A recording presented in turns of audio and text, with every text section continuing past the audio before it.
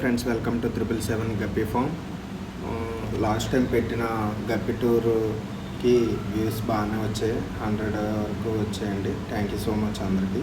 ఈరోజు టాపిక్ వచ్చేసరికి వాటర్ అవుట్డోర్లో ఉన్న ట్యాంకుల్లో వాటర్ మార్చేది ఎలా అనేది వీడియోలో చూపిస్తున్నాను.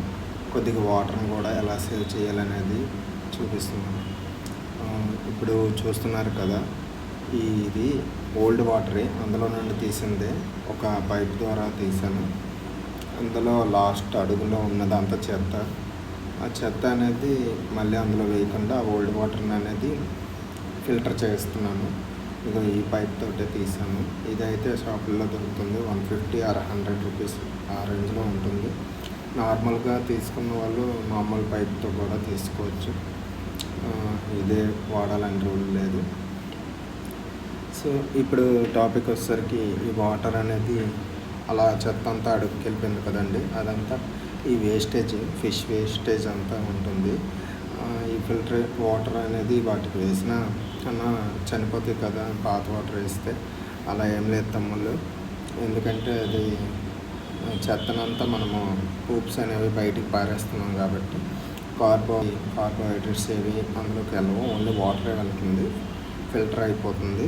సో అందువల్ల ఫిష్కి ఏమీ హార్మ్ అనేది జరగదు, చాలా హెల్తీగా ఉంటాయి. ఓల్డ్ వాటర్ ఉంటే ఇంకా ఆఫ్ వాటరే మారుస్తాం ఎక్కువగా, ఎందుకంటే సగం వాటర్ ఉంటే పాత వాటర్, అదే ఓల్డ్ వాటర్ ఉన్నదనుకోండి, వాటికి కొద్దిగా హెల్త్ ఇష్యూస్ అనేవి తక్కువగా వస్తాయి. టోటల్ న్యూ వాటర్ కన్నా ఓల్డ్ వాటర్ ఉంటే మంచిది. సో మొత్తం మార్చే కన్నా సగం వాటర్ అయినా ఓల్డ్ ఉంచుకునేలాగా చూసుకోండి ఎప్పుడైనా వాటర్ చేంజ్ చేసేటప్పుడు. ఈ ఎండాకాలంలో కొద్దిగా వాటర్ ఇబ్బంది ఉంటుంది కొన్ని ఏరియాల్లో. సో వాళ్ళ కోసమే ఇలా ఫిల్టర్ చేసుకోవచ్చని ఈ వీడియో చేశాను. అందరికీ నచ్చి ఉంటుంది.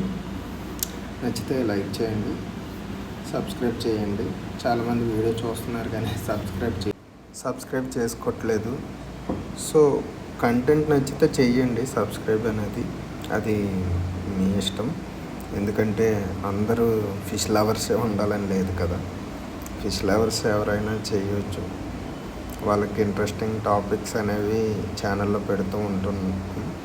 ఇంకా నాకు ఇన్కమ్ అనేది తక్కువగా ఉండడం వల్ల మంచివి కొనలేకపోతున్నాను. So thank you.